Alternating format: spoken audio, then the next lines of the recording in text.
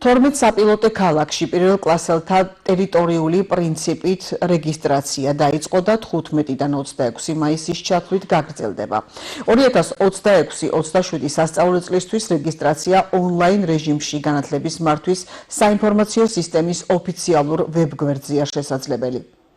დაიწყო ტერიტორიული პრინციპით რეგისტრაცია, რომელიც გასწანს 25 მაისის ჩათვლით. ტერიტორიული პრინციპით რეგისტრაცია არის სიახლე, კერძოდ პირველ კლასელთა რეგისტრაციას ჩვენ დავამატეთ ეს ეტაპი, ვიდრე საყოველთაო რეგისტრაცია დაიწყება, რაც გულისხმობს შემდეგს, რომ მივცეთ საშუალება ტერიტორიული პრინციპით რეგისტრაციის დროს მოსწავლეს საცხოვრებელი ადგილის მიხედვით, ჩაწერის მიხედვით აარჩიოს პრიორიტეტულად სკოლები და მას მიეცეს ეს პრიორიტეტი სწორედ. და ამ პროცესში მონაწილეობს 12 საპილოტე ქალაქი ჯერჯერობით ამ ეტაპზე და ამ 12 საპილოტე ქალაქიდან 4 ქალაქი არის წარმოდგენილი სასკოლო უბნების მიხედვით, ისეთი ქალაქები როგორიცაა თბილისი, რუსთავი, ქუთაისი და ბათუმი.